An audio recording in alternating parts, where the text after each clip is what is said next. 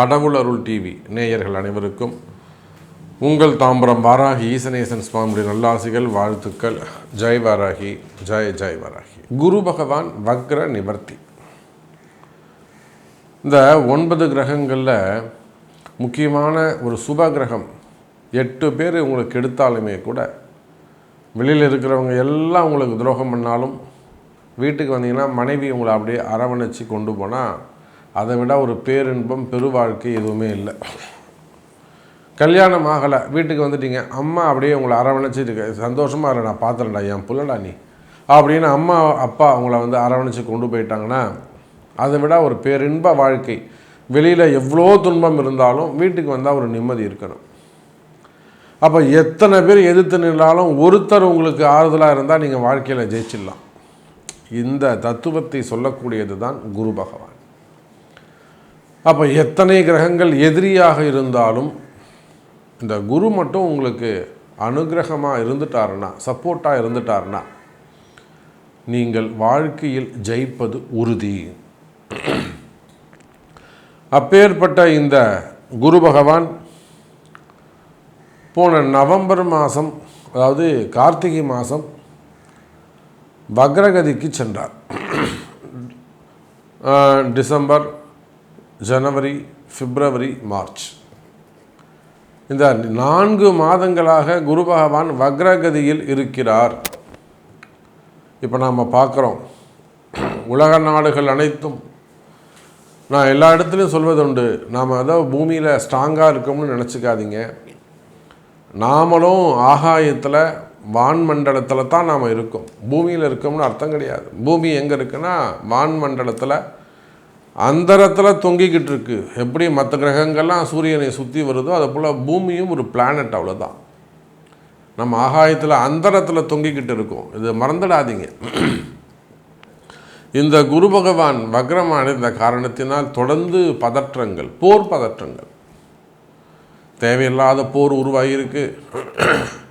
இது அப்போது Israel Hamas போர் வந்தப்போ கூட இந்த பாதிப்பு ஏற்படலை. உக்ரைன் ரஷ்யா போர் வந்தப்போ கூட இந்த அளவுக்கு பாதிப்பு ஏற்படலை. ஆனால் இந்த குரு வக்ரமடைந்து சனியும் பெயர்ச்சி அடைந்த காரணத்தினாலே இந்த ஈரான் போர் வந்து எல்லா உலக நாடுகளுக்கும் பிரச்சனையாக போச்சு. பொருளாதார வீழ்ச்சி, தங்க விலை வீழ்ச்சி, வெள்ளி விலை வீழ்ச்சி, பெட்ரோலியம் ப்ராடக்ட், மெயினாக பெட்ரோலியம் ப்ராடக்ட்டு, கேஸ் சிலிண்டர் எல்லாமே தட்டுப்பாடு. இதெல்லாம் கூட பொருளாதார வீழ்ச்சியை கூட நம்ம சமாளிச்சுக்கலாம். ஆனால் அங்கே மக்கள் படும்பாடு, நம்ம இந்தியர்கள் அங்கங்கே போய் சிக்கலில் மாட்டிக்கிறாங்க. வளைகுடா நாடுகளில், ரஷ்யாவில், போர் நடக்கக்கூடிய இடங்களில், போர் நடத்தக்கூடிய நாடுகளில் நம்மளுடைய மக்கள்லாம் கஷ்டப்படுறாங்க. பொருளாதார அடிப்படையில், வேலை அடிப்படையில் அந்த ஊர் அதிகாரியுடைய பிடியில் சிக்கிக்கிட்டு பல சிக்கல்கள். ஃபோன் பண்ணும்போது தான் தெரியும் அவங்களுடைய ட்ரபுள் என்ன இருக்குதுன்னு சொல்லிட்டு. இப்போ இது எல்லாத்துக்கும் காரணம் இந்த குரு பகவான் வக்ரம்னு எடுத்துக்கலாமா? சரி. அப்போ இந்த குரு பகவானுடைய வக்ர நிவர்த்தி என்பது இண்டிவிஜுவல் பர்சனுக்கு மட்டும், ஏதோ உங்களுக்கும் எனக்கும் ஒரு ரூமில் உட்காந்துருக்க உங்களுக்கும் எனக்கும் மட்டும் இல்லாமல் உலக நாடுகளுக்கு, உலகத்துக்கே, இந்த பிரபஞ்சத்திற்கே இந்த குரு வக்ர நிவர்த்தி நன்மையை செய்யும். கண்டிப்பாக அவர் ஒரு இயல்பு நிலைக்கு திரும்பிட்டார்னா, இப்போ பாருங்கள், இந்த சனி வெளியில் போனது தான் பிரச்சனை. சனி பகவான் ராக விட்டு வெளியில் போயிட்டு குருவுடைய வீட்டில் உட்கார்ந்தாரு, எல்லா பிரச்சனையும் ஆரம்பம். அப்போது இந்த போர் வந்து ஒரு சீக்கிரமாக ஒரு நல்ல முடிவுக்கு வரும்னு நம்ம நம்பலாம். இந்த வக்ர நிவர்த்தி எப்போ நடக்குது? வாக்கிய பஞ்சாங்கத்தின்படி மார்ச் 19ஆம் தேதியும், திருக்கணித படி மார்ச் 26ஆம் தேதியும் நடைபெறுகிறது. அப்போது ஆல்மோஸ்ட் இந்த மார்ச் மாதம் எண்டில், பங்குனி மாதம் நிச்சயமாக இந்த குரு வக்ர நிவர்த்தி அடைஞ்சிருவார். அப்போது இந்த உலகத்துக்கே நன்மை நடக்கும்போது உங்களுக்கும் எனக்கும் ஏதாவது ஒரு நல்லது நடக்காதா என்ன? எவ்வளோ சிக்கல்கள் இருக்குது, அரசியல் பிரச்சனைகள் இருக்குது, அரசியல் எதிர்பார்ப்புகள் இருக்குது, குடும்ப அரசியல் இருக்குது, அரசியல் இல்லாத இடமே இல்லை இல்லையா? ஒரு வேலை செய்கிற இடத்துல கூட ஒரு அரசியல் இருக்கும். அவனை போட்டு கொடுப்பான், அவன் இவனை போட்டு கொடுப்பான், வச்சு செய்வாங்க. கோத்த விட்றது, கலகம் பண்ணி விட்டுறது, மனக்குழப்பத்தை ஏற்படுத்துவது, டாமினேட் பண்ணுவது, அவனை போட்டு அமுக்கிறது, மிரட்டுறது, பிளாக்மெயில் பண்ணுறது, அதாவது இன்சல்ட் பண்ணுறது, ரெகக்னைஸ் பண்ணாமல் இருக்கிறது, இது எல்லாமே அரசியல் தான். அப்போது என்னெல்லாம் அரசியல் மாற்றங்கள் நிகழப்போகுது, குறிப்பிட்ட உங்களுக்கு நம்ம ராசிக்கு என்ன நடக்கும் அப்படிங்கிறத ப்ரீஃபாக பார்க்கலாம் பாருங்கள். அன்பார்ந்த மிதுன ராசி அன்பர்களே, மிதுன ராசியை பொறுத்தவரையிலும் உங்கள் ராசியில் தான் இந்த குரு வக்ர நிவர்த்தி நடைபெறுகிறது. புரியுதுங்களா? இந்த குரு வக்ர நிவர்த்தி நடைபெறும் அந்த இடமே மிதுன ராசிக்கு தான். அப்போ நிச்சயமாக மிதுன ராசி என்பவர்களே, உங்களுக்கு ஏற்கனவே நேரம் நல்லா இருக்குது, ஏற்கனவே உங்களுக்கு நேரம் நல்லா இருக்குது. இந்த சனி பயிற்சி உங்களுக்கு ரொம்ப சூப்பராக இருக்குது. நான் இந்த பதிவில் சொல்லியிருந்தேன், பரிகாரம் செய்ய வேண்டாத ராசிகள், நன்மை பெறும் ராசிகள்லாம் மிதுன ராசி இருக்குது அப்படின்னு சொல்லியிருந்தேன். இப்போ இந்த குரு வக்ர நிவர்த்தியும் அடைஞ்சிடுச்சுனாக்கா, ஏற்கனவே எனக்கு தெரிஞ்சு மிதுன ராசி என்பவர்களே ஒரு 60% நீங்கள் ரெக்கவரி ஆகிட்டீங்க உங்கள் ப்ராப்ளத்தில் இருந்து. நீங்கள் என்ன மாதிரியான கஷ்டங்களில் இருந்தாலும் சரி தான், ஓகேவா? சரி, நீங்கள் படிக்கக்கூடிய மாணவ செல்வங்களாக இருக்கலாம், இல்லைனா குழந்தை பருவத்தில் இருக்கலாம், ஆர்டிசம் ப்ராப்ளமாக இருக்கலாம், நடக்க முடியாது, அந்த மாதிரி ஒரு ஆர்டிசம் ப்ராப்ளம், இல்லை ஒரு சேலஞ்சு பர்சனாக இருக்கலாம். புரியுதுங்களா? படிக்கிற வயசில் கல்வியில் வரக்கூடிய சேலஞ்சஸாக இருக்கலாம், ஸ்கூல் போகாமல் இருக்கிறது, ஆனால் ஸ்கூலில் ஏதேனும் உங்களுக்கு பிரச்சனைகள் வருவது, ஆம்பிஷன்ஸ் அச்சீவ் பண்ண முடியாமல் இருக்கிறது, அதாவது ஸ்போர்ட்ஸில் அல்லது டிகிரியில், அல்லது அவங்களுடைய ஆம்பிஷனுக்கு வரக்கூடிய ஸ்ட்ரகிளிங். அதே போல் வேலை செய்பவராக இருந்தால், மிடில் ஏஜாக இருந்தாங்கனாக்கா, நீங்கள் நினச்ச மாதிரி ஒரு நல்ல பொசிஷன், நல்ல ஜாபு கிடைக்காமல் இருப்பது, இல்லை அப்ராட் போகணும் சார், எனக்கு அதுதான் மெயின், எனக்கு நான் வெளிநாடு போவேனா, இல்லை நான் வெளிநாட்டில் தான் இருக்கேன், எனக்கு இங்கே ரினிவல் வருது, நான் இங்கேயே இருப்பேனா, எனக்கு இந்த ஊர் ரொம்ப பிடிச்சிருக்கு. நிறைய பேர் கனடா போயிட்டாங்கன்னா கனடா விட்டு வெளியில் வரமாட்டுறாங்க. கேட்டால் நாடு எனக்கு ரொம்ப பிடிச்சிருக்கு அப்படிங்கிறாங்க. அப்போது அந்த மாதிரி வெளிநாடுகளில் இருக்கீங்க, ஜெர்மன் இருக்கீங்க, ரஷ்யா இருக்கீங்க, அப்படி இல்லைனாக்கா யூரோப் கண்ட்ரிஸு, யூகே, யுஎஸ், வளைகுடா நாடுகள்.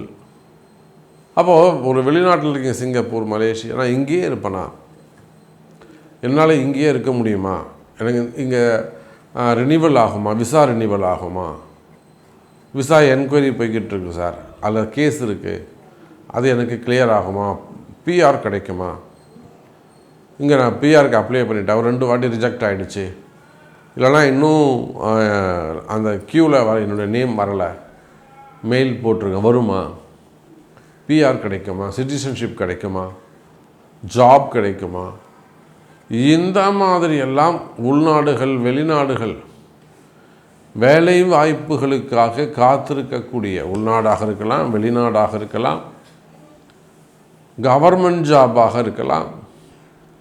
நிறைய நண்பர்கள் இப்போது கவர்மெண்ட் ஜாபுக்காக ட்ரை பண்ணுறாங்க.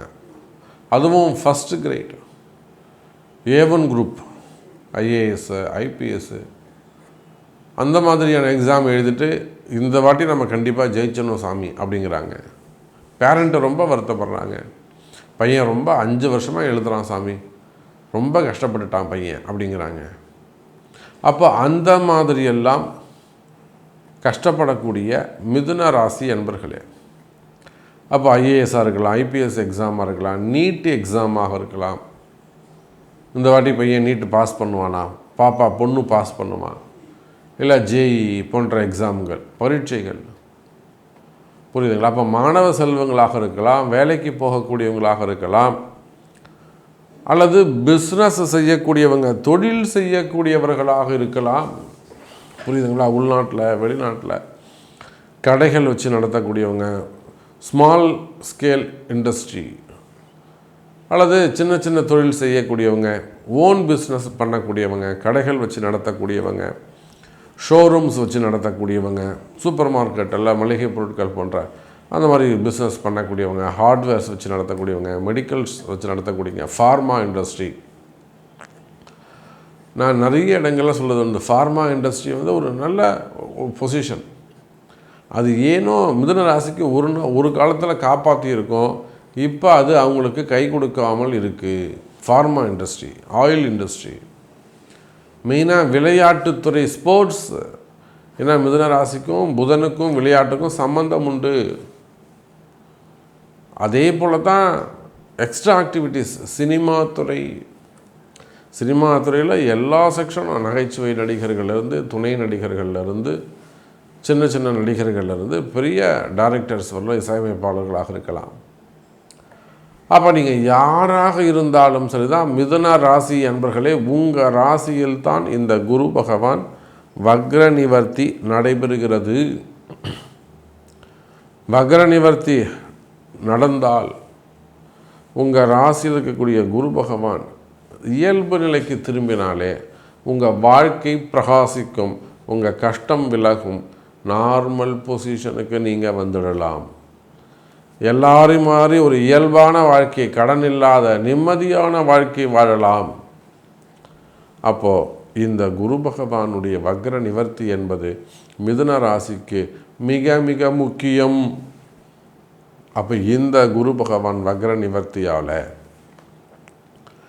சாமி பாருங்கள் என் ஜாதகத்தை, எனக்கு இவ்வளோ பிரச்சனை இருக்குது சாமி, நான் இதை கிளியர் பண்ணணும், எனக்கு ஒரு பரிகாரம் சொல்லுங்கள் அப்படின்னு கேட்டு தெரிந்து வழிபாடுகளை பரிகாரங்களை செய்வீர்களேயானால் நீங்கள் ஒன்றும் கஷ்டப்படணும்னு அவசியம் இல்லை, நல்லதே நடக்கும், நல்லா இருப்பீங்க மிதுன ராசி அன்பர்களே.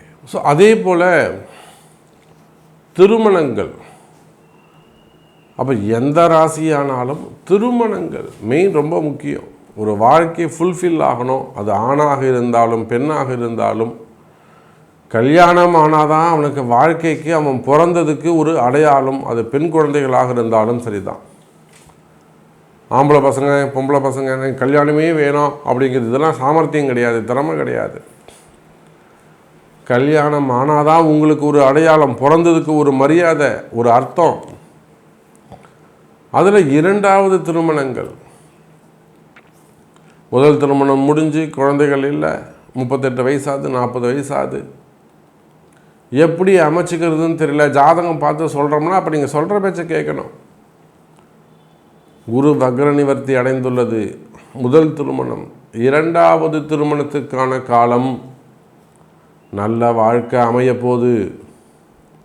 மிஸ் பண்ணிடாதீங்க, நீங்கள் தயவு செஞ்சு மிஸ் பண்ணாதீங்க, அலட்சியமாக இருக்காதீங்க, ரொம்ப கேர்ஃபுல்லாக காது கொடுத்து கேளுங்க, முக்கிய இம்பார்ட்டன்ட் கொடுங்க, உங்களுக்கான பரிகாரத்தை அறிந்து செய்யுங்கள்.